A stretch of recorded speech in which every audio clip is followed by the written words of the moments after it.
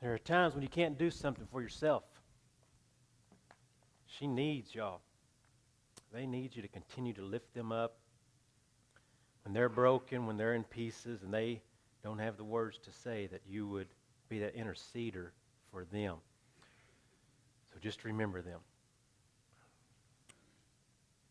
Matthew chapter 14 is where we'll be this morning. Ghost stories have been a part of tradition, have been a part of cultures, really all throughout history.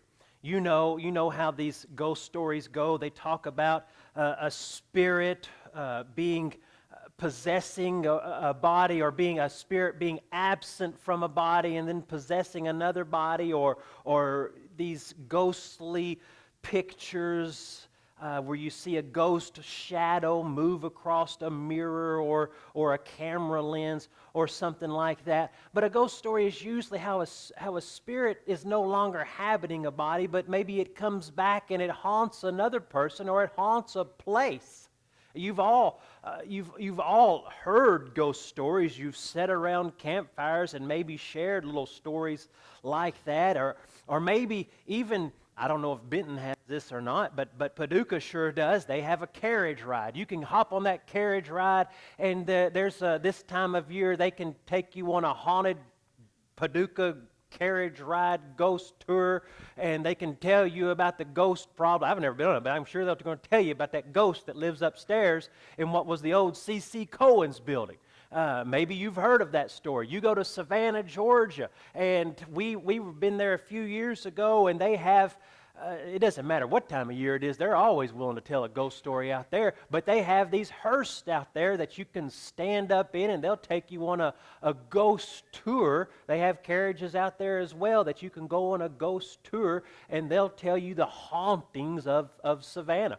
Well, the funny thing about Savannah is they used to have one of those gun dueling grounds out there too, so they very well could have some of those ghostly people haunting that place. But these ghost stories are in every culture, and some of the earliest ones, I mean, they go back to Old Testament times, but some of the earliest ones written down you're going to find in early Roman history. They take place in Rome, and as a matter of fact, in the first century, a Roman historian wrote a story about a ghost. He was renting a house to live in, and he wrote a story about how there was this tall, slender, old man with a long gray beard, and he was rattling chains. That's what we think about a ghost. The Romans ate it up. They loved it. They became fascinated with ghosts, and they wanted more and more stories. But before the Romans ever had a ghost story to share, the Jews even had a ghost story. They even wrote about it. They have a book called the Talmud, and it is a book of tradition. It's a book of ceremonial laws. It's things that are passed down, the Talmud. And the Jews in this book, they have a kind of a ghost story written down as well. They have tradition, what they passed down. And they said that a spirit of a deceased person would attach itself to a living person for the purpose of controlling an individual. That's what their tradition said. They really got that because of the Old Testament and how Saul became possessed with an evil spirit that came on him. Now that is tradition, that is Jewish tradition. They have a word for it. It's called a dibuk, is what they call it, a dibuk. But they believed that to be true. They believed of these spirits to be true, and they would tell stories about spirits as well.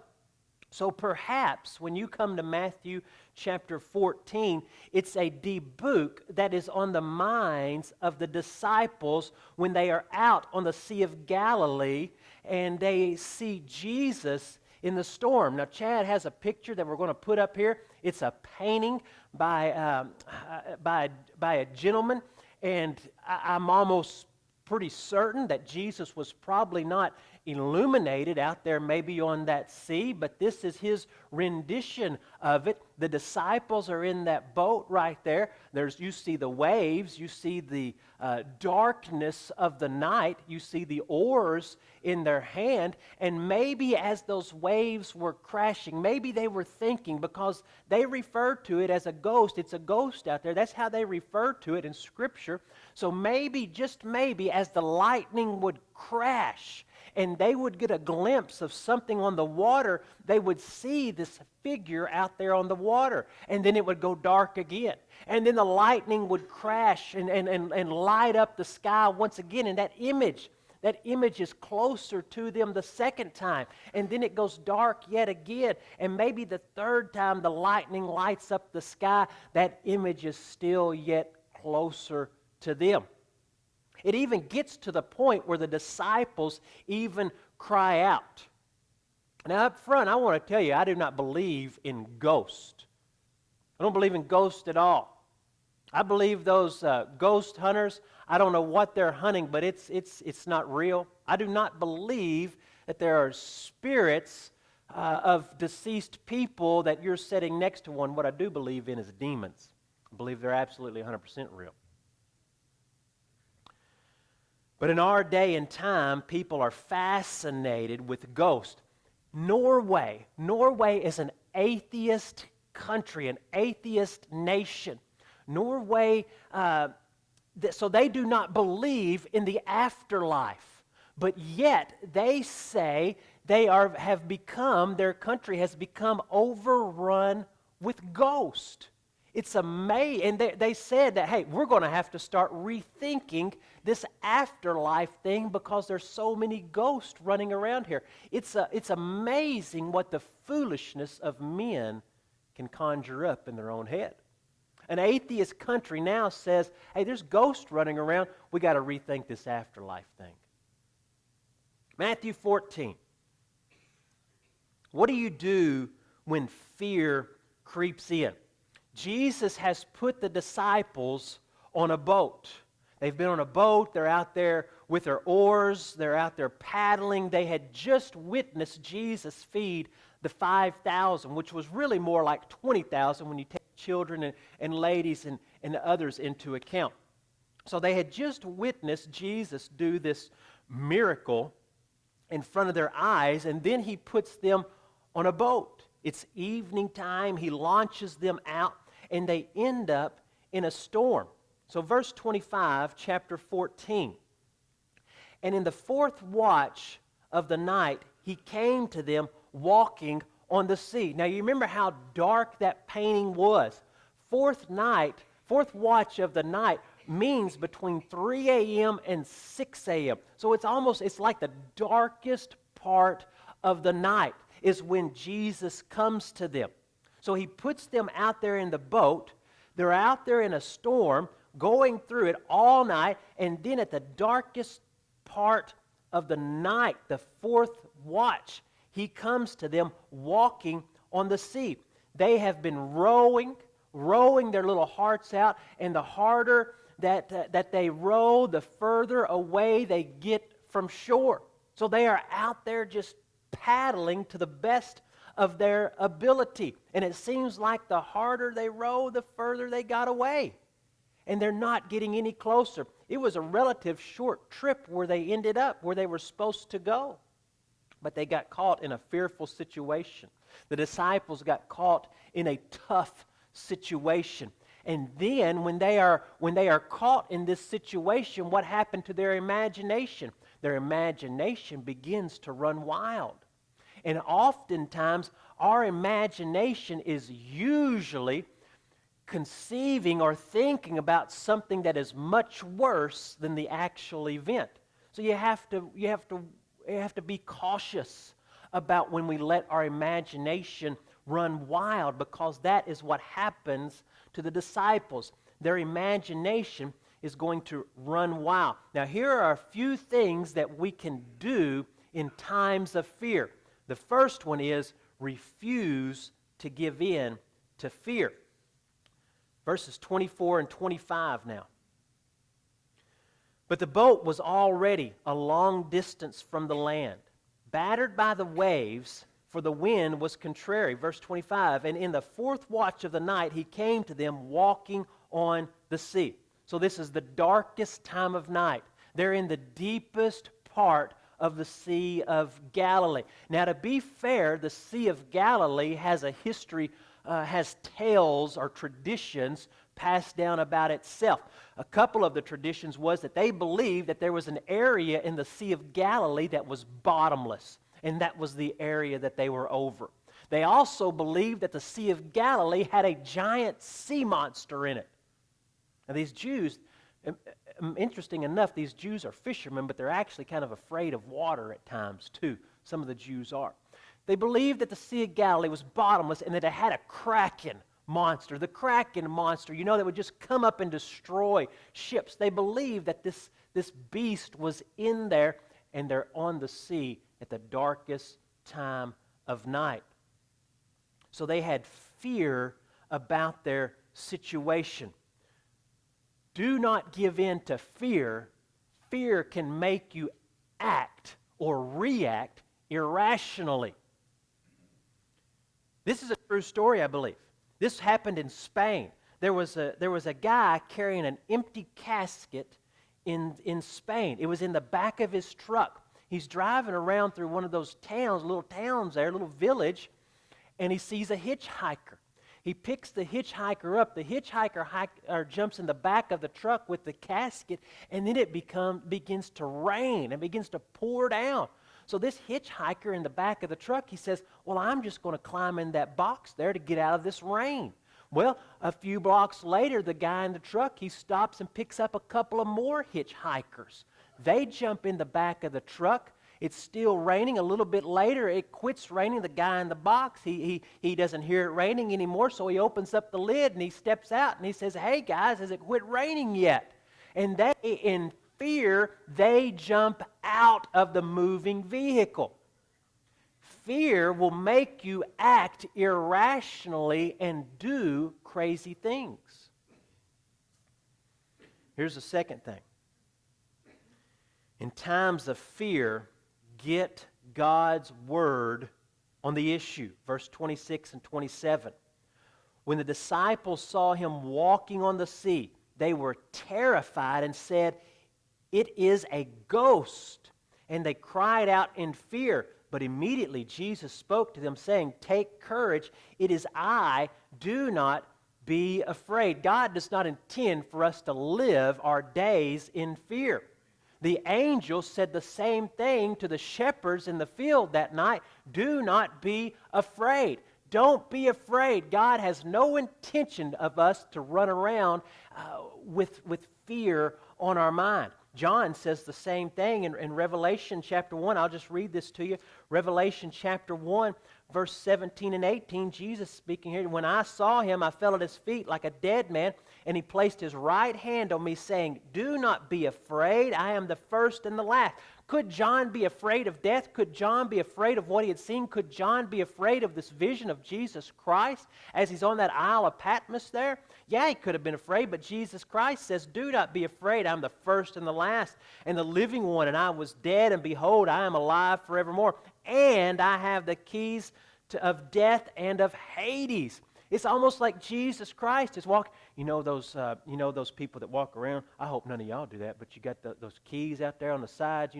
Don't point no fingers at anybody. I'm not making fun if you do that. You got your right to carry your keys on the outside of your belt loop if you want to. You know those people, jingle, jingle, jingle. Jesus got those keys on the side of his belt loop facing John, maybe swinging them around his finger. Hey, John, there's no need to be afraid. I got the keys to death right here in my hand. John, you need not fear anything.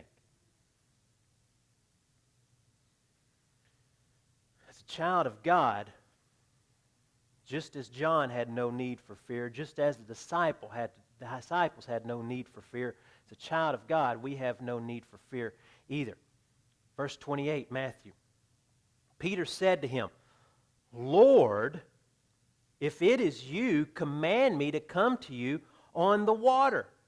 Now, he says, Lord, if it's you. It's really not a question. In the Greek, it's a different, the way their sentence is constructed. What Peter is really saying, Not Lord, if it's you. Lord, since it's you. Lord, because it is you. Peter knew exactly who that was out there on the water. So what do you need? The second thing you need to do is you need to get God's word on the issue.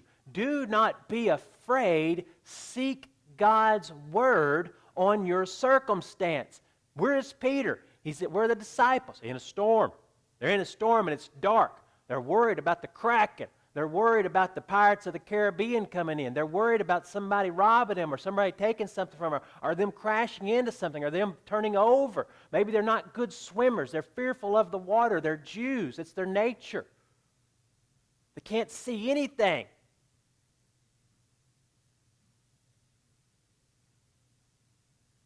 Peter says, Lord, since it's you, I'm going to get your word on the issue.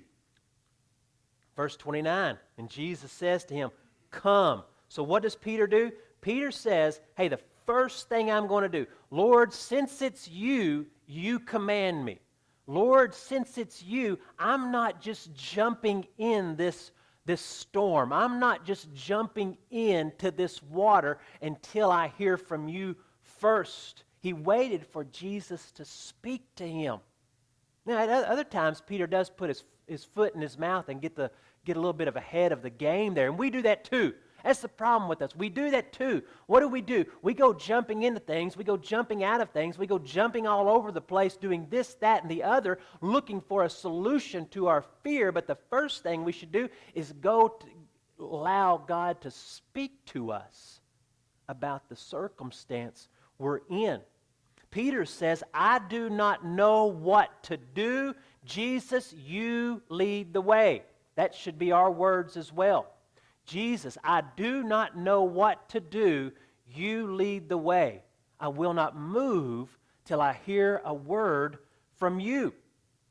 Before we jump into something, be a person who goes to prayer first.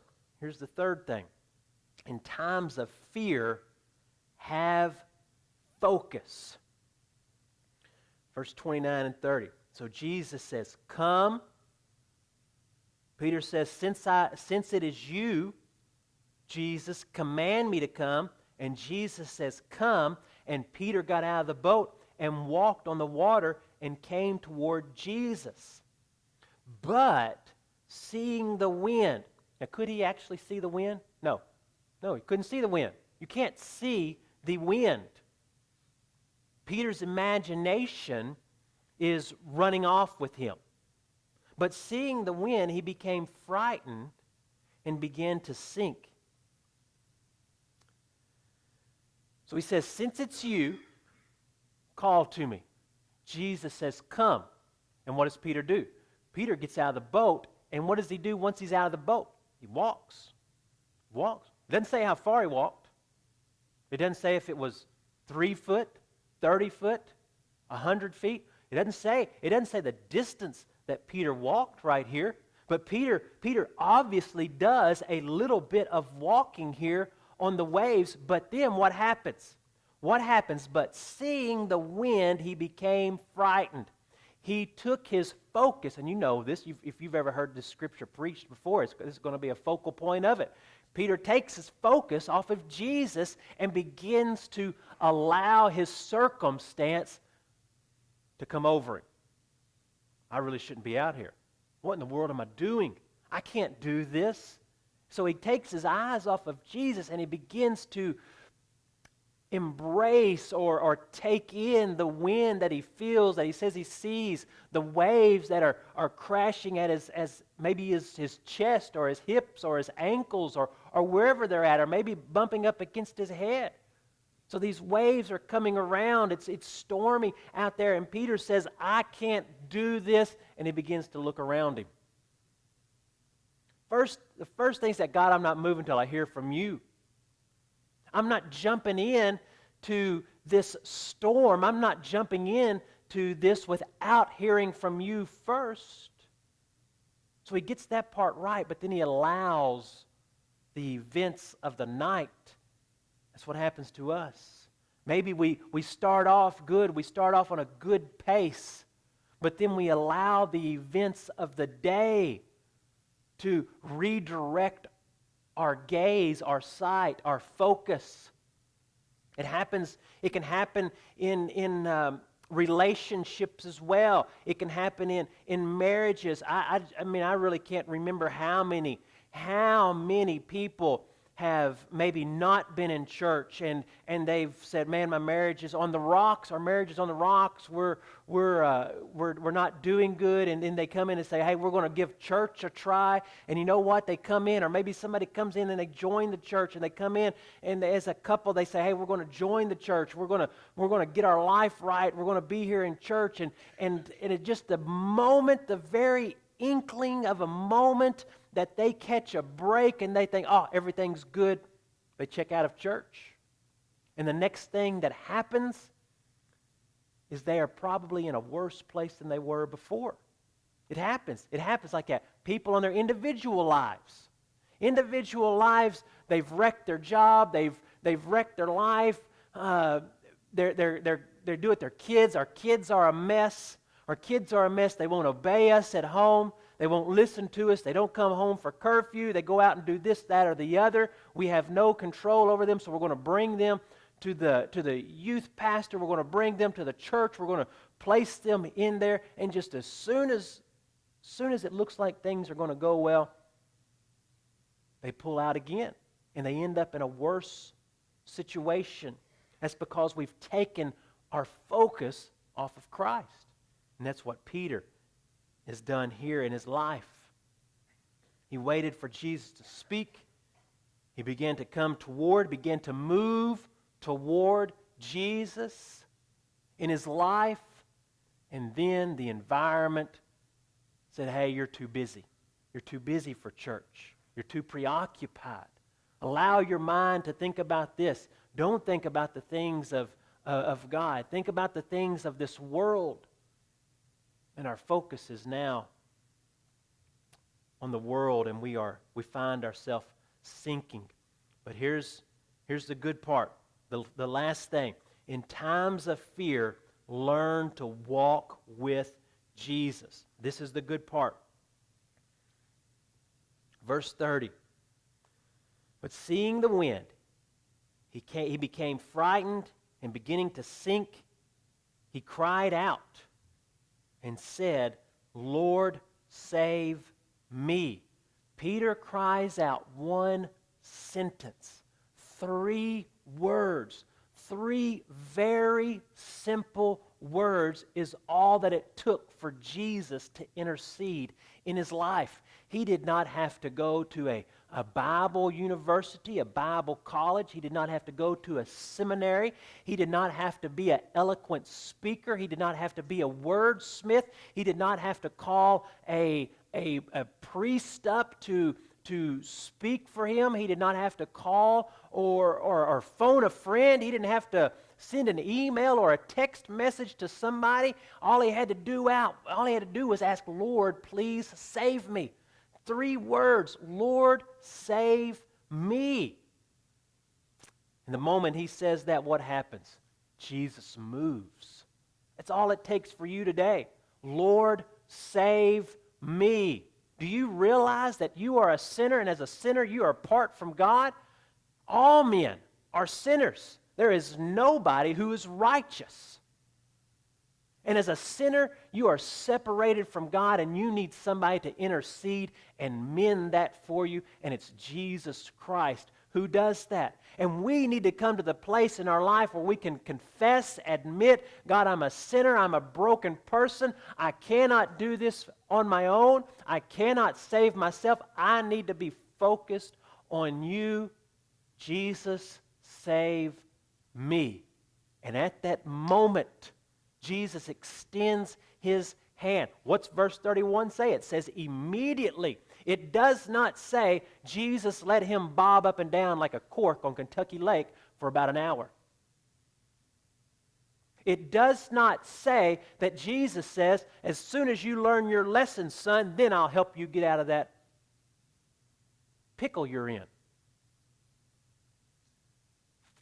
It does not say that when the drunk comes to Jesus, Jesus says, when you sober yourself up, then I'll save you. It does not say when the drug addict comes to Jesus and Jesus says, well, when you go through rehab or when you go through your withdrawals, then I'll accept you on the other side. It says immediately, no hesitation.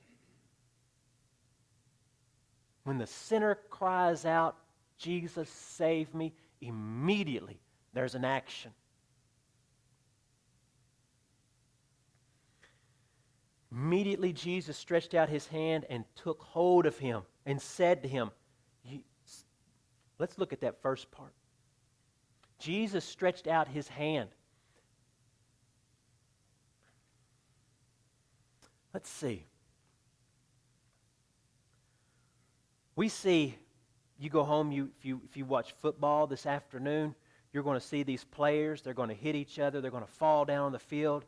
And what are they going to do? They're going to extend a hand and they're going to help somebody up. They're going to do that.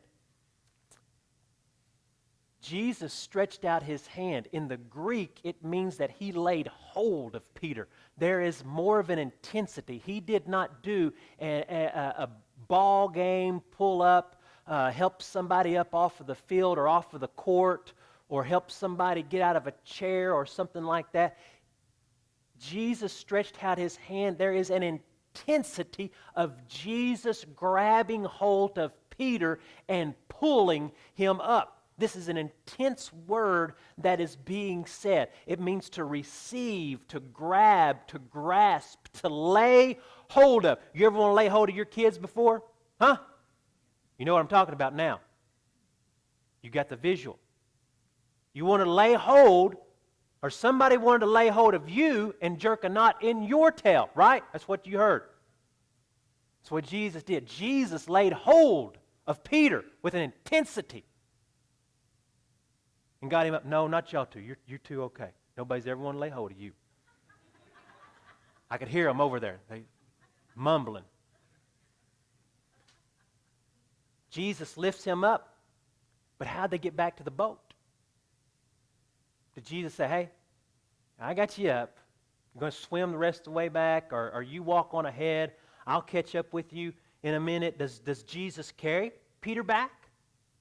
Perhaps Jesus walks over there to Peter and he puts his arm around him in the middle of Peter's storm and says, I'll walk with you through your storm. That's what we're missing. When did the storm end? The storm did not end when Peter cried out, Lord, save me. The storm did not end when Jesus laid hold of Peter. The storm did not end when Jesus immediately extended his hand. The storm did not end as they continued walking back to the boat. But who walked through the storm with Peter? Jesus did. You're in a storm in your life, and you need to cry out, Lord, save me. I've never come to you for salvation before. Lord, save me. I'm in a pickle. I'm exhausted, physically, spiritually. I'm exhausted. I'm wiped out. Lord, save me. I need you in this time. Lord, save me. It does not, you cry out, Lord, save me, that does not mean you're going to walk outside and the birds will be chirping and the flowers will be all smelly good and everything will be right. But what this shows us is that Jesus will walk through the storm with you. And he may just have very well had his arm around Peter and said, come on, we can make it back to the boat together. Verse 32. When they got into the boat, the wind stopped. Even though Jesus was with him, the circumstance did not change. The violent wind was still there. The waves were still there. We want Jesus to swoop in. God, I'm going to say a little prayer here. You swoop in. You fix it all. Jesus showed Peter, I'm going with you through it. And when they got in the boat was at the land where it needed to be. The boat was where it was supposed to be. Jesus says, I'll walk through this storm with you, and when we get to the end of it, you'll be where I need you to be. You going to trust Jesus with that? Jesus doesn't say, you run ahead, you get a head start, I'll be watching from a distance. I'll be just checking things out. I'll be waiting for you to stumble again, and then I'll be there. Jesus says, nope, I'm going through the storm with you. We'll get to the boat. We'll get to the land. We'll get to where we need to be. Do you need to say, Lord, save me? Do you need to admit that you are a sinner, you've fallen short of God's will, of God's glory in your life? Do you need to cry out to Him, I'm physically drained. Lord, save me.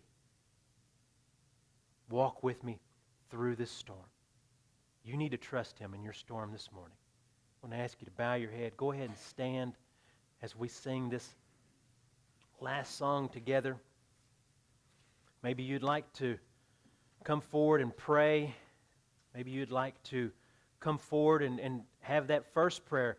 Lord, save me. Save me for eternity is what you need to cry out.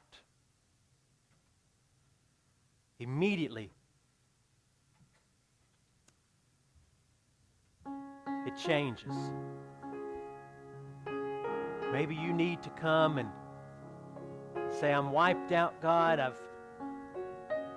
I've done it on my own ability, but I was focused on you for a while. But now my gaze has been on the world. And I started sinking again. Maybe that's your Lord, save me. Maybe you want to intercede for somebody else, but the most desperate thing you need in your life, again, is the presence of Jesus. Can you say, beyond a shadow of a doubt, you have that?